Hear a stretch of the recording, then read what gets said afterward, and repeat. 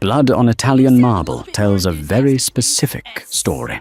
It screams of secrets kept behind towering iron gates and wealth used as a weapon. Richard Sterling believed his Connecticut mansion was a fortress where his rules were the only laws.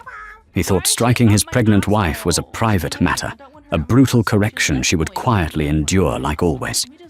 He was wrong, because while Richard was busy playing a god inside his gilded cage, he forgot one crucial detail about the woman bleeding on his floor. Monsters are rarely born from nothing, and her family was finally coming home. The rain began to fall over Greenwich, Connecticut, just as the sun dipped below the horizon, casting long, fractured shadows across the sprawling, manicured lawns of the Sterling estate. To the outside world, the 40-acre property at the end of a private, tree-lined cul-de-sac was a monument to the American dream. It boasted a 12-bedroom Tudor-style mansion, an indoor infinity pool, and a climate-controlled garage housing a collection of vintage European sports cars. It was the home of Richard Sterling, the 42-year-old titan of commercial real estate, who had built an empire by swallowing smaller development firms across the eastern seaboard. Richard was handsome in a sharp, predatory way. His tailored Brioni suits and practiced easy smile graced the covers of local business journals, painting the picture of a ruthless but respectable capitalist. He was a man who attended charity galas, wrote massive checks to local politicians, and shook hands with a firm, dominant grip. But inside the mansion, behind the heavy mahogany doors and the million-dollar state-of-the-art security system, the American dream was a suffocating nightmare. Kate Sterling stood in the center of what was soon to be the nursery, her hand resting gently on her swollen abdomen. She was 7 months pregnant. At 29, Kate possessed a quiet, understated beauty that had captivated Richard the moment he saw her 3 years ago in a quiet coffee shop in Boston. Back then, she was just Kate, a woman with a mysterious lack of family history, a small savings account, and a desperate desire for a quiet, unremarkable life. Richard had swept in like a hurricane, offering stability, luxury, and a fierce, almost suffocating love. It hadn't taken long for the ferocity of that love to reveal its true nature, control. The first time he hit her, it was a year into their marriage. He had claimed the pressure of a multi-million-dollar acquisition had simply overwhelmed him. He had wept, bought her a diamond tennis bracelet, and sworn on his life it would never happen again. Kate had wanted to believe him. She needed to believe him, because running away was not a simple option for her. Running meant going back to a life she had barely escaped with her soul intact. But the apologies grew shorter, and the violence grew more frequent. Richard's paranoia festered in the shadows of his success. He dictated who she spoke to, what she wore, and how she spent her days. When she became pregnant, Kate thought things might change. She hoped the baby would soften the jagged edges of his temper. Instead, the pregnancy only intensified his possessiveness.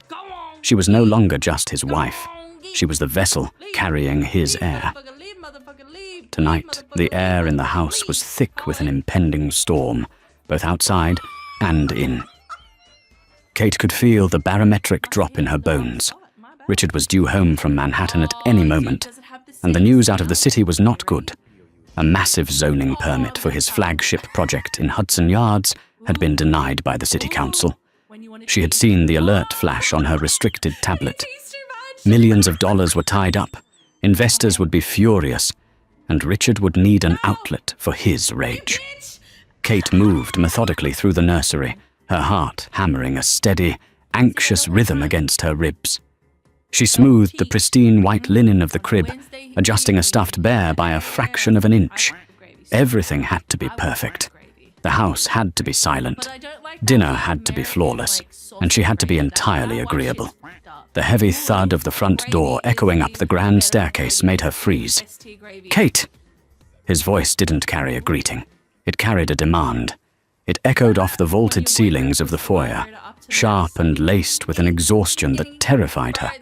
She took a deep breath, steeling herself, and walked out of the nursery.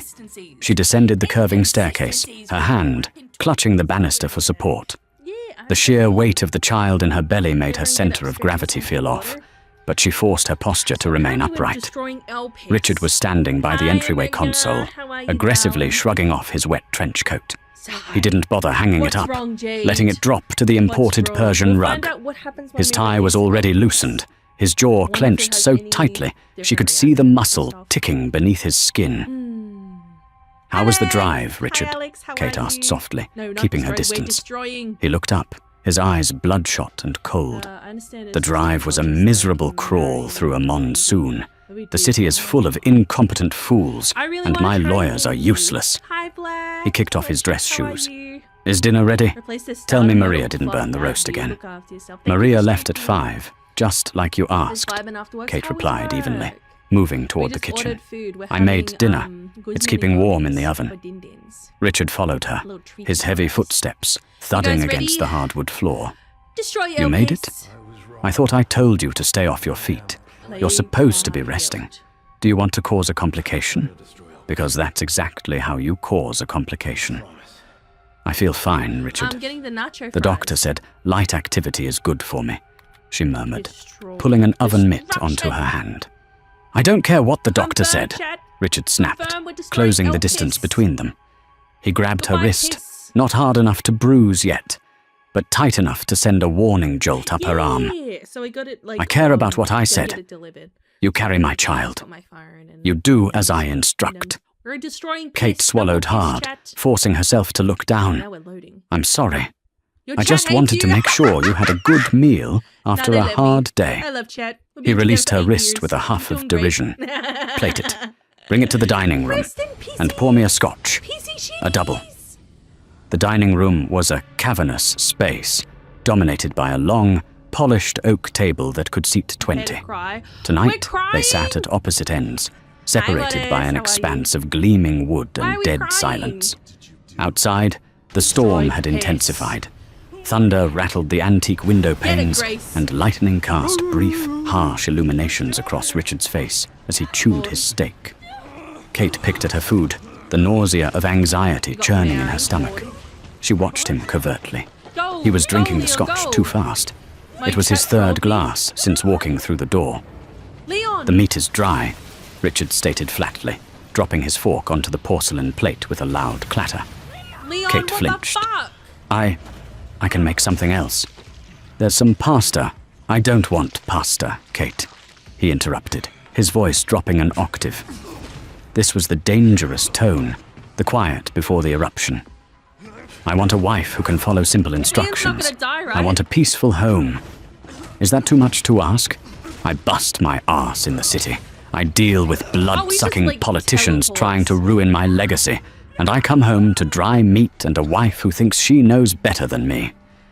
"Richard, please. You're stressed. Let's just go upstairs and—" "Don't tell me what I am!" he roared, slamming both hands down on the table. The crystal wine glasses shuddered. Kate immediately pushed her chair back, instinctively crossing her arms over her swollen belly. Okay, Richard. I'm sorry." He stood up, his chair scraping violently against the floor. "You're always sorry, Kate. Always so incredibly sorry. But you never learn, do you?" He began to walk down the length of the table toward her. Kate stood up, her breath hitching. She backed away toward the arched doorway leading to the living room. "Richard, stop. The baby," she pleaded, her voice trembling. "This has nothing to do with the baby," he shouted, closing the gap. "This has to do with respect." He lunged forward. Kate tried to turn and run, but she was heavy and slow. Richard's hand caught the back of her hair, yanking her backward. She screamed as the force threw her off balance. Before she could catch herself, his open palm struck the side of her face with a sickening crack. The force of the blow sent a burst of white light exploding behind Kate's eyes. She spun, her legs giving out, and she crashed hard onto the hardwood floor. Pain, sharp and immediate, radiated through her jaw and shoulder, but her only thought was her stomach. She curled into a tight ball on the floor, wrapping her arms protectively around her unborn child, gasping for air as the wind was knocked out of her. Blood immediately began to pool in her mouth, metallic and warm. She had bitten her tongue and the inside of her cheek. Richard stood over her, his chest heaving, his fists clenched at his sides. He looked down at her with a mixture of disgust and dark satisfaction. "Look what you made me do," he hissed. "You push and you push. This is your fault." Kate squeezed her eyes shut, a sob tearing from her throat. "Please," she whimpered.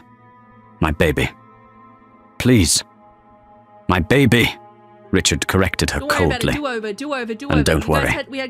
The child is protected in there. You're the one who needs to learn a lesson." He kicked the side of her thigh, hard enough to leave a deep bruise, but avoiding her stomach. "Get up. Clean up the mess in the kitchen and go to bed. I can't even look at you right now."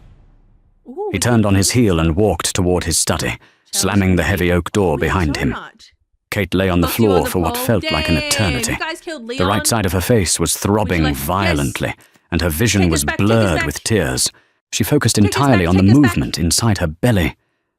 A minute passed. Then 2. Finally, a small, reassuring kick pushed against her palm. A ragged sigh of relief escaped her lips. The baby was alive. But a chilling realization settled over her like a heavy shroud. Richard had crossed a new line. He hadn't cared about the risk to the child. The violence was escalating faster than she had anticipated. If she stayed, he was going to kill her. And he would take the baby. Slowly, agonizingly, Kate pushed herself up off the floor. Her body ached, and a thin trail of blood dripped from her lip onto the pristine white collar of her maternity blouse. She staggered toward the downstairs powder room, locking the door behind her with a trembling hand. She leaned against the marble sink, staring at her reflection in the gilded mirror. The skin around her eye was already swelling, a vicious purple bruise blooming across her cheekbone. She looked like a ghost. With shaky hands, Kate reached beneath the bathroom vanity. She felt along the back of the heavy wooden cabinet, her fingers brushing against a false panel she had installed 3 months ago when Richard was away on a business trip. She pressed a small latch, and the panel popped loose.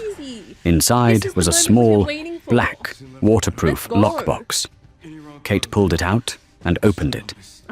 Resting inside was a thick stack of cash, a fake passport, and a cheap, prepaid burner phone. She had promised herself she would never use the phone. Using the phone meant invoking a ghost from a past she had spent 10 years trying to outrun. Before she was Kate Sterling, before she was even Kate Montgomery, her name had been Kate Volkoff. Her father, Alexander Volkoff, was a man whose name was whispered in the darkest corridors of power across Europe and the eastern seaboard. He wasn't just a businessman. He was the head of a sprawling, deeply entrenched syndicate that controlled shipping ports, politicians, and massive swaths of illicit trade. Growing up, Kate had been a princess in a fortress of blood money. When she was 19, she had witnessed her father casually order the execution of a rival associate in their own living room. That night, she vanished. She changed her name, buried her past, and traded the terrifying world of organized crime for what she thought was normal life. She had sworn to never return to the Volkoff family. Her father's love was just as controlling, just as possessive as Richard's, but backed by armies of men with silenced weapons. Kate stared at the burner phone. Her thumb hovered over the power button. If she made this call, she would be trading a domestic tyrant for an international monster. Her life of hiding would be over. She would be swept back into her father's brutal empire, a pawn to be protected. Yes, but a prisoner nonetheless. Another sharp pain shot through her bruised thigh, and she looked down at her swollen stomach. "It's not about you anymore," she told herself. "It's about the baby." Richard could easily buy the local police. He had the judges in his pocket. If she ran normally, he would hunt her down, legally destroy her, and take full custody of the child. She needed an entity stronger than the law. She needed a force that Richard's money couldn't buy and his arrogance couldn't comprehend. Kate powered on the phone. It took 30 seconds to find a signal. She dialed a number she had committed to memory a decade ago. a number that connected directly to the central clearinghouse of her father's head of security, a man named Victor. Save him! The line rang once, Saving you. twice. "Speak," a deep, gravelly voice answered in Russian. Kate closed her eyes, a single tear cutting a track through the blood on her face. She spoke in her native tongue, a language she hadn't used in 10 years. "Victor, it's Kate." The silence on the other end of the line was absolute, dense with sudden shock. Oh, what the fuck? "Lyubimaya," Victor finally whispered. "Beloved. Where are you?" "Greenwich, Connecticut," Kate said, her voice shaking but resolute. She rattled off the address of the mansion. "I am pregnant. The man I am with. He has hurt me. He will kill me and take the child." The pause that followed was brief, but it carried the weight of a death sentence. "Is the man in the house?" Victor asked, his voice entirely devoid of emotion now. It was the voice of a man making a tactical assessment. "Yes. Do not move. Do not let him see the phone. Alexander is in New York. We will be there in 30 Holy shit, minutes. he's alive? May God have mercy on whoever this man is, Kate, because your father will not." The line went dead. Kate disassembled the burner phone, flushed the SIM card down the toilet, and hid the battery and casing back in the wall panel. She washed the blood from her face with cold water, wincing as she patted her bruised cheek dry. She unlocked the bathroom door and stepped back out into the silent, dim hallway. From the study, she could hear the faint sound of classical music, Vivaldi's Winter. It was Richard's favorite piece to listen to when he was trying to center his intellect. He was pouring himself another expensive drink, entirely oblivious to the monumental gears that had just begun to turn in the darkness outside his property. Kate walked slowly toward the living room, sitting heavily on a plush velvet sofa. She wrapped a knitted throw blanket around her shivering shoulders and waited.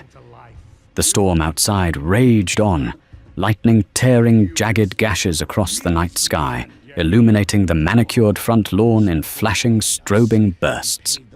Inside his mahogany-paneled study, Richard Sterling felt the familiar rush of adrenaline and justification settling into his system. Holy shit, He took a the voice slow acting's sip of a great. $50 a glass scotch, savoring the burn. He didn't feel guilt. He felt vindicated. Kate had been pushing his boundaries, questioning his authority in his own home. He had merely provided a necessary correction. That was how the world worked. The strong dictated the terms to the weak. It was how he ran his company, and it was how he ran his marriage. He walked over to the massive floor-to-ceiling window behind his desk, looking out into the torrential rain. His property was impenetrable. The 10-foot wrought-iron gates at the end of the driveway were reinforced steel, monitored by thermal cameras and a private security firm stationed just 2 miles away. He paid a premium to ensure nothing touched his world without his permission. He glanced at the antique grandfather clock in the corner. 9:45 p.m. He would let Kate stew in her fear for another hour. Then he would go upstairs, offer a calculated apology, I know, right? and she would forgive him. She always did. Where else would she go? She was a nobody from nowhere. She belonged to him. Suddenly, the music on his high-end audio system crackled with a burst of static, then cut out entirely. Richard frowned, tapping the glass of his scotch. "Damn Wi-Fi," he muttered, turning to check the router on his desk. But as he turned, the primary lights in the study flickered and died. A second later, the backup generator kicked in, bathing the room in the dimmer yellow light of the emergency circuits. Richard's annoyance flared into mild concern. The power grid in Greenwich rarely went down, even in a storm. He picked up his cell phone to call the security firm. No signal. "What the hell?" he grumbled. You can't just do He that walked to over me, to the man. landline on his desk. Let me He picked up the receiver. restart the game, and then Dead we'll do air. that whole sequence again. No dial tone. A cold prickle of We'll do that whole unease sequence again. finally touched the back of Richard's Hang on, let neck. me go here. He walked back to the window, peering out into the darkness. I don't Through the know why driving it would be rain, decent, he saw something that made but his that kind of breath ruined the catch in immersion, his dude. throat. That was kind of bullshit. The heavy, 10-foot man? iron security gates at the end of his Does Resident quarter-mile Evil have an driveway were update? completely open. Probably fix it. There had yeah. been no alarm. No warning from the gatehouse. Okay. And moving slowly, So that's a better silently, ending. up the long, Holy shit, curving I was gravel gonna say, driveway what the fuck? was a procession of vehicles. They weren't Like, we police do every cruisers. time? They Bro, were it's 4 fucking great, identical, right? pitch-black Holy Chevrolet shit. Suburbans. Hi, They drove in Zen. perfect, tight Zen. formation, their headlights off. That's crazy. They navigated the dark, winding driveway, Guys, quite using easy. only the ambient light of the storm, Daddy Leon moving lives. with the predatory grace of Papa. sharks gliding through Papa deep water. lives. "Hey, security!" Gideon's Richard voice yelled into the actor empty is room, really- rushing to the wall-mounted intercom I system. definitely agree. He slammed I the heard button he for the really front did gate. something with, Static. He hit the button for the roving patrol. Nothing. Panic, sharp and unfamiliar, began to claw at his chest. Who were these people? Was it a home invasion? A targeted hit by a rival developer? He ran to his desk drawer, unlocking it frantically. He pulled out a sleek 9mm Glock he kept for emergencies, checking the magazine with trembling hands. He was Richard Sterling. Nobody walked onto his property without an invitation. He sprinted out of the study and into the main hallway. Kate was still sitting on the couch in the living room, staring blankly ahead. "Kate, get upstairs!" Richard barked, racked the slide of the pistol. Someone breached the gate. "Move!" Kate slowly turned her head to look at him. The bruising on her face was stark under the emergency lights. She didn't look terrified anymore. She looked remarkably, terrifyingly calm. "I'm not going anywhere, Richard," she said softly. "Are you insane? Get upstairs right now, you stupid bitch!" He screamed, his veneer of control completely shattering. Before he could cross the room to grab her, a sound echoed from the front of the house that froze the blood in his veins. It wasn't a knock. It was the mechanical, heavy thud of a breaching charge being clamped onto his reinforced front door. Boom! The explosion was deafening. The heavy, custom-made oak double doors were violently blown off their hinges, sending a shower of splintered wood and twisted metal flying across the marble foyer. The concussive wave knocked Richard backward, sending his pistol clattering across the floor out of his reach. The storm howled through the gaping entrance, bringing the rain and wind into the pristine house. Through the smoke and the driving rain, shadows moved. 6 men poured into the foyer in absolute silence. They were dressed in tactical black, their faces obscured by balaclavas, holding compact, suppressed assault rifles leveled directly at Richard.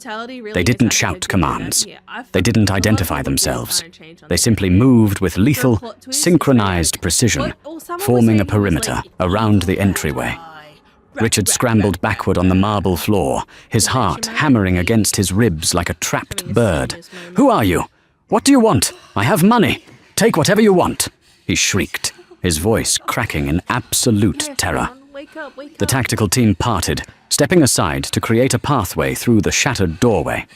Out of the darkness of the storm stepped a single figure. He didn't wear tactical gear.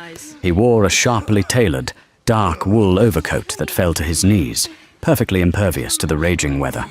He was an older man, perhaps in his late 60s, but he carried an aura of absolute, crushing authority. His hair was silver, slicked back, and his eyes, pale, ice blue, and entirely devoid of warmth, locked onto Richard, lying pathetic and trembling on the floor. The man slowly peeled off a pair of black leather gloves, tucking them into his pocket. He ignored Richard completely, his gaze drifting past the cowering real estate mogul, scanning the living room until his eyes fell upon the woman sitting on the couch. When the old man saw the bruised, swollen side of Kate's face, the temperature in the room seemed to drop 10 degrees.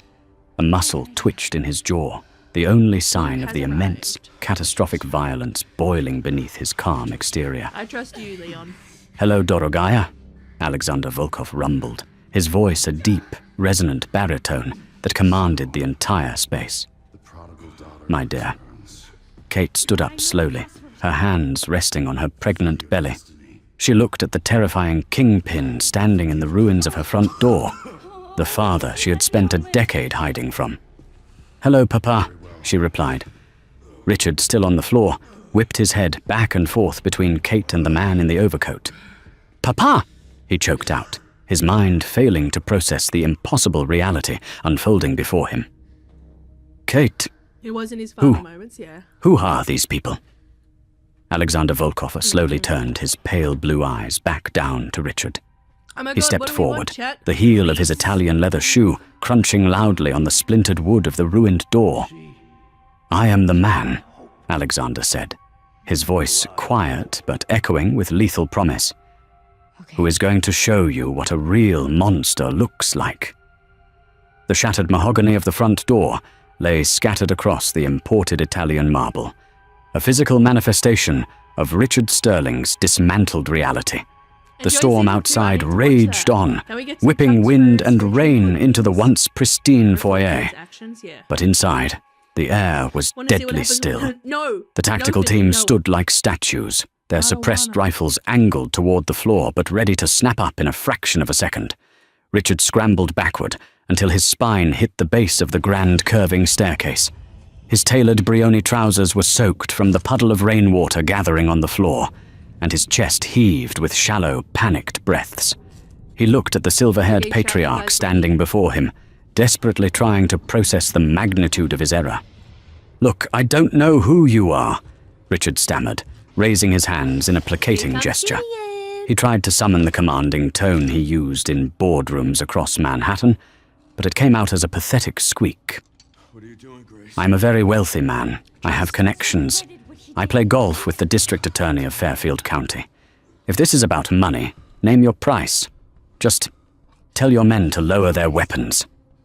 Alexander Volkov didn't blink. He slowly unbuttoned his soaked overcoat, revealing an impeccably tailored dark charcoal suit beneath. He took a deliberate step forward, the sound of his leather sole echoing sharply. "Connections," Alexander murmured, rolling the word around in his mouth, as if tasting something foul. His Russian accent was faint, polished away by decades of operating at the highest echelons of global power, but the glacial cadence remained. "You think you have connections, Mr. Sterling? You think because you bully local zoning boards and leverage mezzanine debt on glass towers, you understand power." Antivirus. Alexander knelt slowly, his knees popping slightly in the quiet room. He brought his face level with Richard's.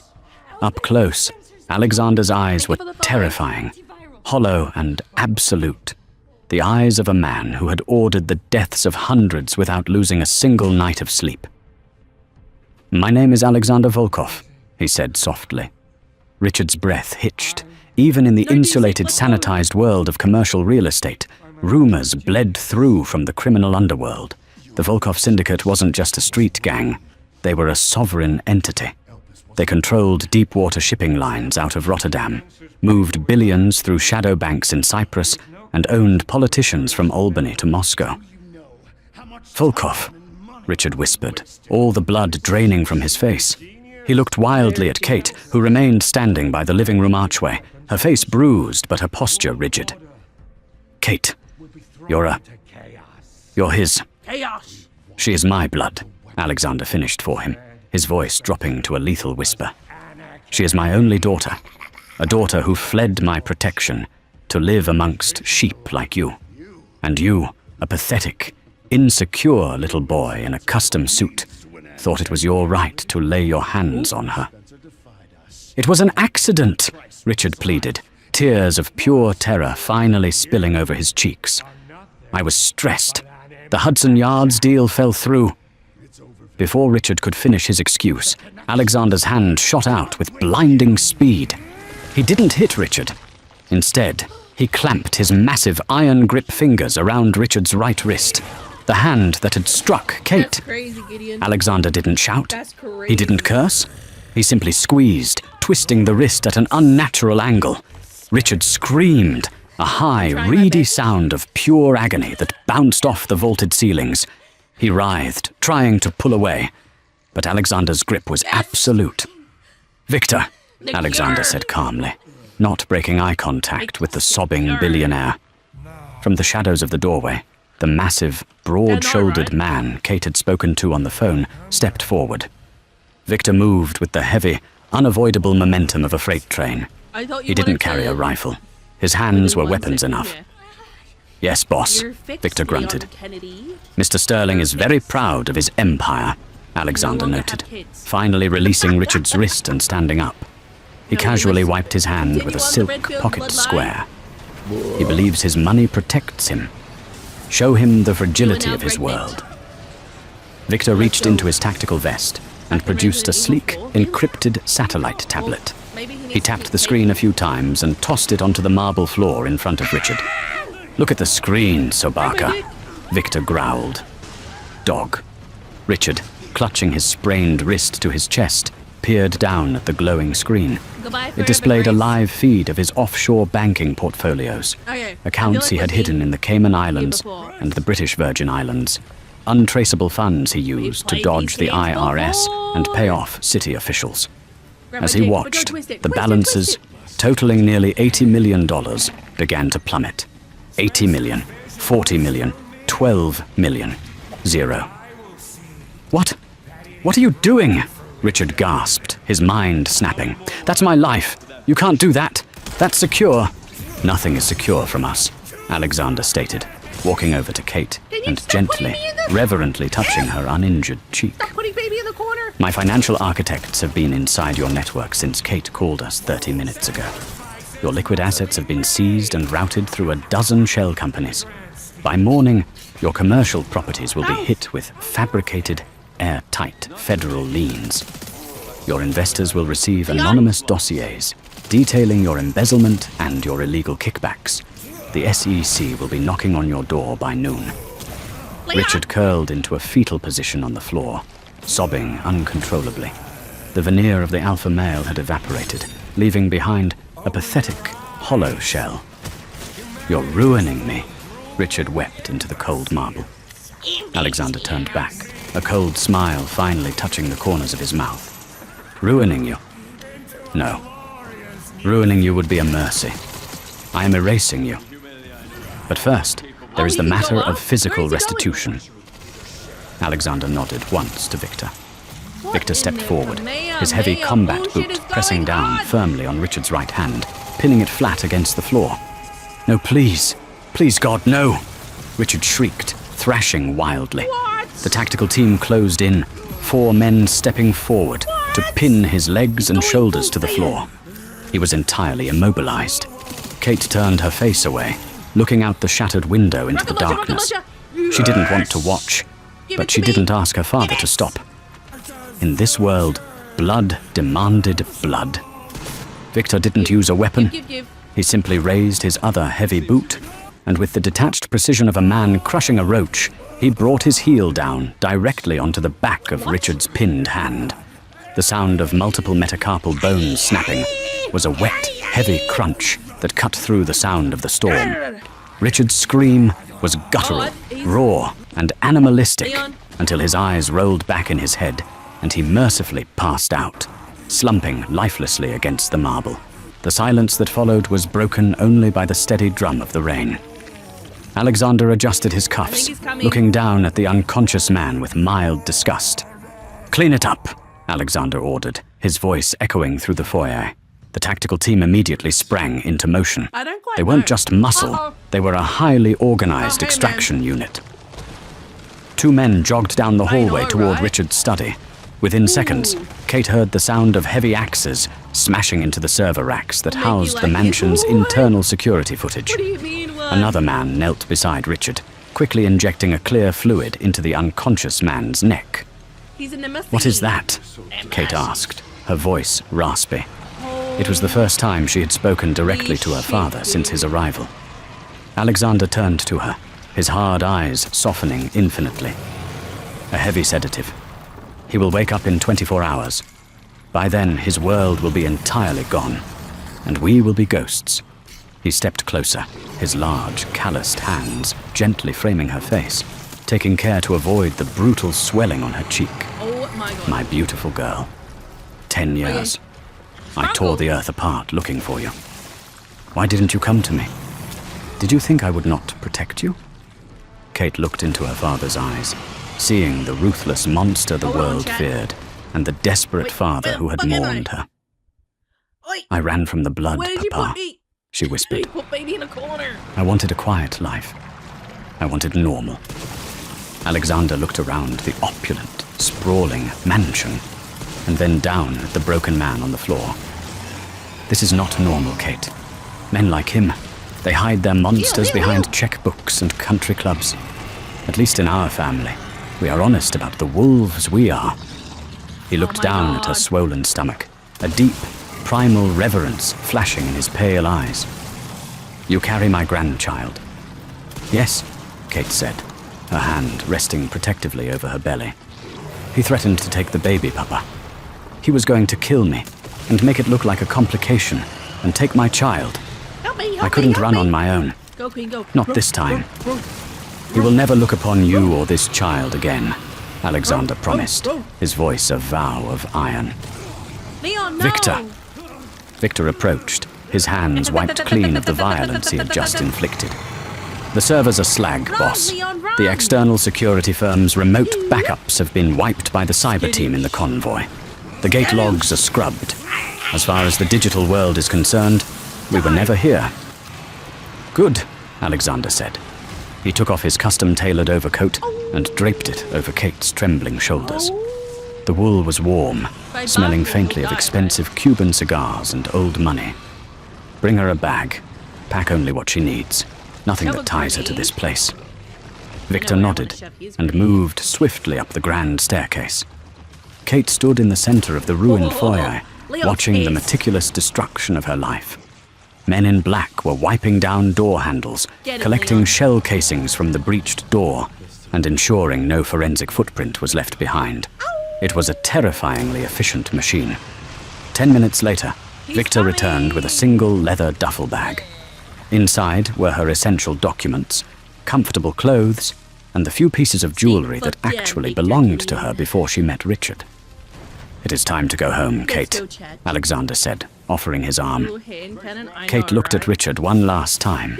He looked small, pathetic, and broken. He would wake up to a nightmare of his own making. Stripped of his wealth, his reputation destroyed by the impending federal investigations, and his hand shattered. If he ever tried to speak of what happened tonight, if he ever muttered the name Volkov to the police, he knew exactly what would come for him in the dark. He was neutralized. She took her father's arm. They walked out through the gaping hole where the front door used to be, stepping out into the driving Connecticut storm. A massive, armored black Maybach had pulled up to the front steps, flanked by the Suburbans. Victor opened the rear door of the Maybach. The interior was a sanctuary of cream leather and warm, ambient lighting. Kate slid inside, sinking into the plush seat. Alexander slid in beside her, the heavy door thudding shut, instantly muting the howling wind and rain outside.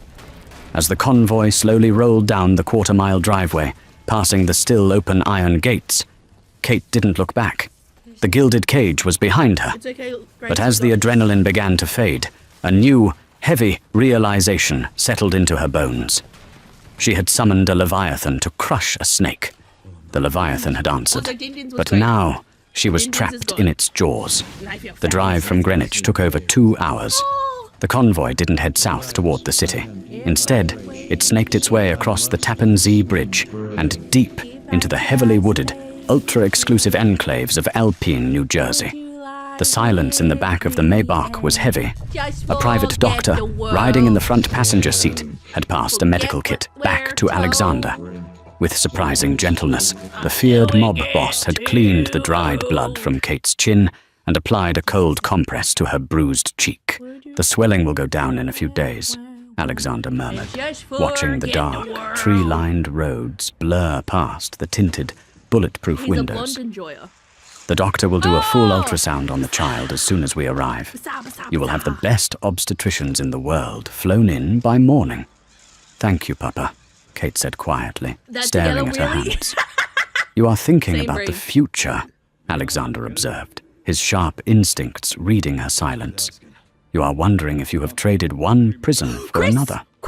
Kate looked up, meeting his pale blue eyes. Have I? Alexander sighed, a heavy, tired sound that momentarily aged him. When you ran away, I was furious. Then I was heartbroken. Daddy's home. Then I realized my failure. I built an empire of blood to protect my family.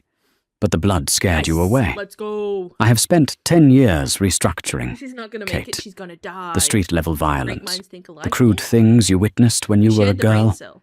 that is largely in the past.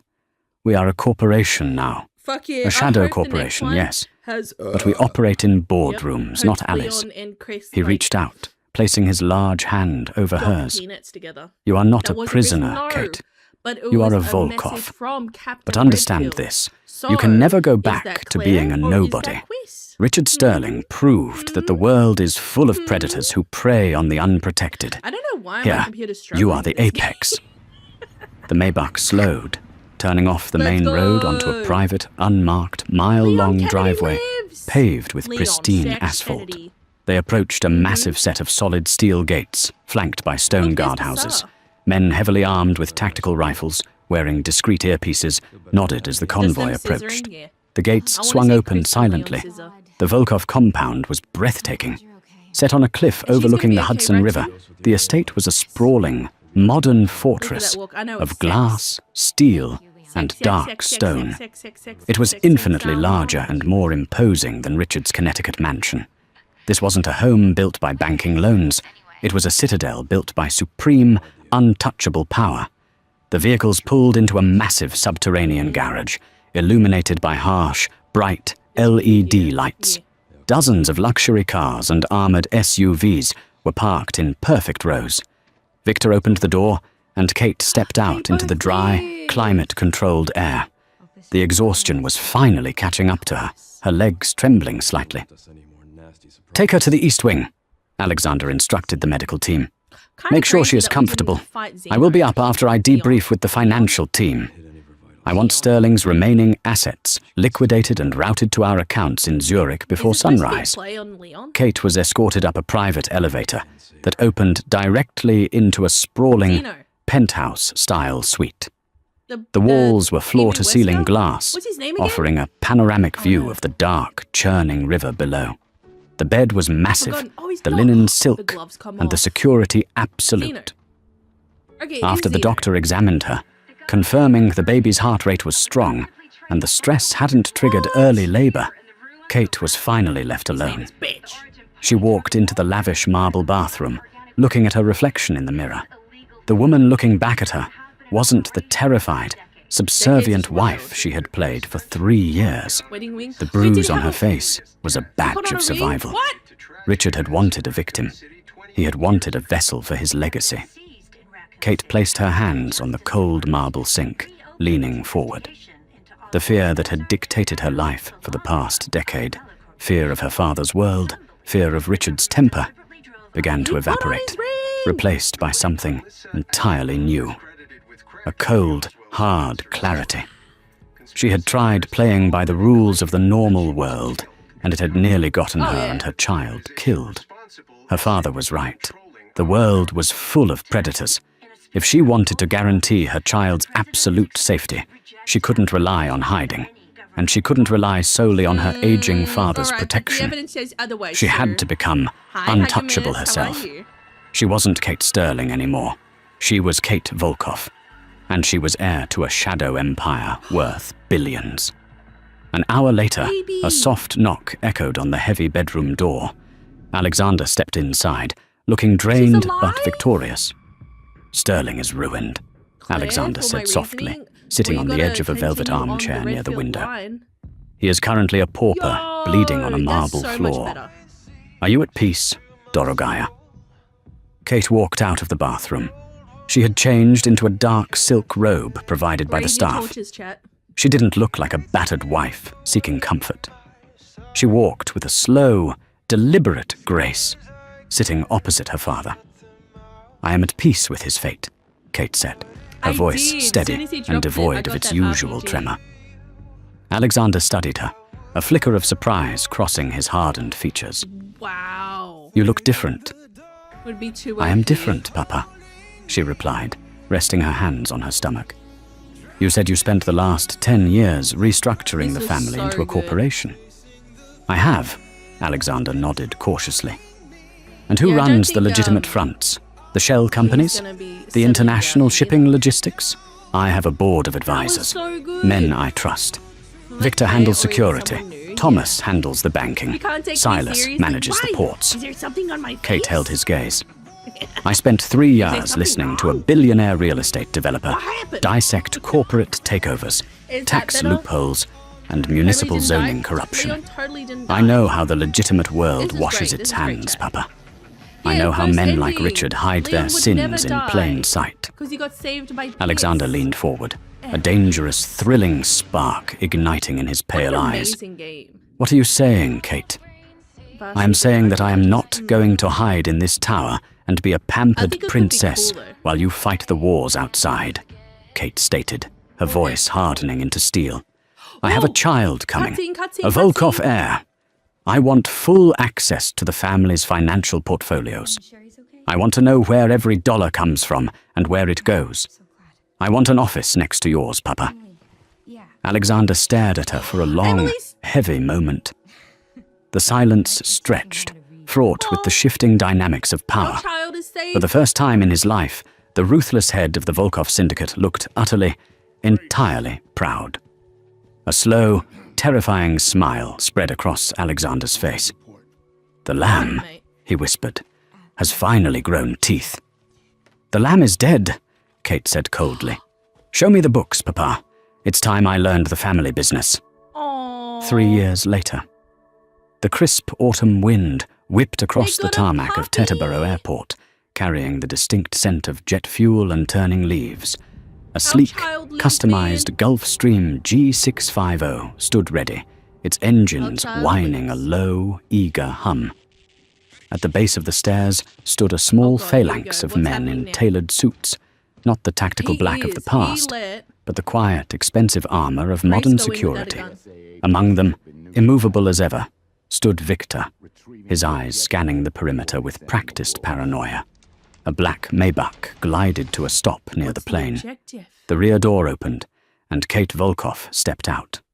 She was no longer the frightened, battered woman who had fled Connecticut in the dead of night. At 32, she was a terrifyingly composed force of nature. She wore a pristine, white-tailored coat over a charcoal silk blouse. Her dark hair swept back into a sharp, Dude, that was uncompromising crazy. What the chignon. fuck? The only trace of the This is violence Teemu from Westgate. 3 years ago was a faint, Teemu Westgate. silvery crescent scar resting high on her Teemu right Westgate. cheekbone. A deliberate choice to forgo Wow, cosmetic Dion surgery. Six Kennedy. It was her reminder. Wait, we can buy her things? armor. Holding her hand was a vibrant, dark-haired 2-year-old boy named Leo. Grace is He wore a miniature cashmere sweater and looked at the private jet with wide, Leon's wheels. curious Oh my eyes. God. Mama?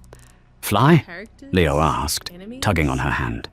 Kate smiled, a genuine, soft expression reserved entirely for him. Penis, a Yes, Mishka, cock. we fly. We are going to see Grandfather in Geneva. Ah. Victor stepped forward, Demo. dipping his head in a respectful nod. The cabin is prepared, Kate. The financial reports from the Rotterdam port expansion are on your desk. Thank you, Victor, What's that? she said smoothly, her voice carrying the quiet, absolute authority that had once belonged solely to her Infinite father. knife? In the 3 years since she had returned to the fold, Kate hadn't just learned the family business, she had revolutionized it. Oh, Alexander we had get, kept his promise, pulling back from the fingers. brutal, street-level RBG. enforcement that had defined his Infinite youth, ribbon grace. focusing entirely on the legitimate corporate fronts. Kate had taken those fronts and weaponized them. She had weaponized the very Oh, systems like Richard that's Sterling speedrun, had taught right? her to revere. Using the vast, It's under untraceable wealth of the Volkov syndicate, Infinite ammo. Kate had No, we established a don't have sprawling enough. web of venture capital firms and private equity groups. Infinite ammo, She didn't RPG. buy politicians with briefcases Could of you cash. imagine infinite She ammo for bought the their RPG? re-election What the campaigns fuck? through impenetrable super PACs. She didn't That break is a lot. legs to secure shipping lanes. She engineered aggressive corporate takeovers of How do you rival get logistics them? companies, drowning them in Jeez. litigation and predatory pricing until they RPG. folded. It's great. She was the Yeah. CEO of a shadow empire, operating in the Cold sunlit storage. world of Check it high out, check it finance, out. a wolf wearing the skin of Oh, a we didn't corporate get that titan. infinite And the world had no idea the blood that Oh, ran through her wait, veins. He's got a little baby. There is one final matter before we depart, Kate. Victor rumbled second quietly, run? How'd you do falling that? into step beside her as they approached the jet's stairs. He handed her a slim, encrypted With that tablet. knife? Really? Kate took Hang it, on, which her one? eyes Sorry? skimming the This one. text. It was a brief intelligence report, accompanied by a recent photograph. Incredibly well The photograph showed a man in his mid-40s, looking 30 years older. No blood in no He was tears. gaunt, How the his fuck once did you do sharp that? features hollowed out by stress, alcohol, and the relentless, What I crushing can weight say of is we utter got the ruin. good ending. He wore a cheap, ill-fitting We got the suit, good standing ending, outside a dingy strip mall in upstate New York. That's why. His right hand was encased in a permanent, clumsy brace. The bones had got the healed poorly, ha- leaving him with a crippling lack of dexterity. It was Richard We Sterling. got the good ending. He was denied I got the parole good on the ending. I final didn't federal get the fraud bad charges, ending at all. Victor stated No, flatly. no. But his lawyers managed to plead down the embezzlement. What? He was released yesterday. He has no Oh, she gets a assets, jacket no now. She gets to contacts. cover up. The local The crews true in Albany have been yes, instructed jacket. to ensure he Jacket. finds no Yeah. employment above Clever. minimum wage. What's Leon? Kate stared at the photograph. Oh, with or without She felt a jacket? flicker of memory. The heavy Ouch. thud of his footsteps, Ouch, yes. the sting of his palm, the suffocating terror of the gilded cage. Okay.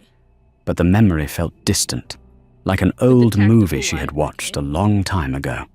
There was no fear Should we left, do it again? only cold, Oh, wait, clinical hang on. satisfaction. You wanna get- The night Alexander Volkov had shattered Richard's hand, he had Ghost shattered the one. man's reality. That! The following morning, Oh my Richard had God. woken up in a silent, empty mansion, RPG. We could just his get an hand RPG. screaming in agony. When he finally managed to call the police, he sounded like a raving lunatic. He claimed a Russian hit squad had blown off his door and erased his fortune. But when the police arrived, they found no What does that evidence of a mean? breach. The heavy oak doors had been meticulously replaced by a local contractor hired anonymously overnight. The server racks were pristine, containing loops of boring, uneventful security footage. The blood was gone. Kate was gone. And when Richard tried to access his offshore accounts to hire a defense team for the sudden avalanche of SEC and FBI investigations that hit him that same day, he found nothing but zeros. He was a madman screaming about ghosts, while the federal government systematically dismantled his life for the very real financial crimes he had committed for a decade. He went from a billionaire titan to a convicted felon, living in a 6x8 cell in less than a year. Can we look at the Does he know outfit, we though? are watching? No? Okay. Kate asked, her voice devoid of emotion. Infinite save space? No. Maybe. Victor replied. He is entirely Someone broken. said this one was A ghost haunting feel his like- own life. Yeah. Kate nodded Then the slowly. striped She tapped the thigh screen, highs and the deleting the Amazon- file. Oh, dude. Leave him be. Let him live his All over small, for you. It was pathetic nice life, knowing you. looking over his shoulder every time the wind blows. It's a worse punishment than anything we could do to him now. How do I get She more handed the CP, tablet though? back to Victor and Is scooped it Leo if into her I- arms. The toddler giggled, burying his face in her neck. Let's go, Or a Mama, higher level Leo or mumbled. something? We are going, my Getting the love, whip? Oh, you'll be Kate so said, fine. turning toward the stairs. She ascended into the luxurious cabin of the Gulf Stream, the heavy door Lady sealing Demetrescu's shut an behind her, overrated character. locking out the She noise only of the got attention tarmac. for her beauty. The engines Nah, she roared got- to she life, got attention a for her powerful fat testament ass. to the untouchable world she now And commanded. also her As the jet dragon taxied boy. down the runway Her dragon and boy lifted was smoothly pretty into the autumn sky, Challenges and Kate stuff. Volkov looked out the window at the Okay. receding earth below. Okay. She had run from The color monsters her leash whole comes life, next year. Okay. only to discover the most potent defense was to become the You'll be architect of their right. cages. You'll be right. She wasn't just surviving anymore. You'll live. She That was pretty reigning. Cool, man. What'd you And guys God think help of, the man who ever tried to put a Resident hand on Evil her or 5? her son again. The story of Kate That was big Volkov is a vibes. chilling I'm reminder very that the happy. quietest individuals often harbor the most profound 'Cause I'll be going for a complexities. little bit longer. It strips away the facade of high society glamour I've to got, like, expose the bubble wipes primal, or DBD. unforgiving machinery that DBD operates can't be beneath that the surface bad, of the right? world's elite. DBD can't Richard be Sterling's that fatal bad. arrogance blinded him to a fundamental truth. Mm. Power is not merely Can't be a accumulated in bad bank spot, accounts. right? It should be It is alright. inherited in blood and forged in trauma. He mistook submission for it weakness, probably is, right? inadvertently It is, awakening a right? sleeping giant that systematically Wrong, it's dismantled worse. his What do you mean existence. it's worse? What happened with DBD? Kate's evolution from a fleeing Don't stare at victim me like that, to the Kahoot. I didn't calculated, do ruthless anything. heir of a syndicate What the empire fuck? illustrates the terrifying Everything's so lengths one fine. will go to Nothing ensure bad survival.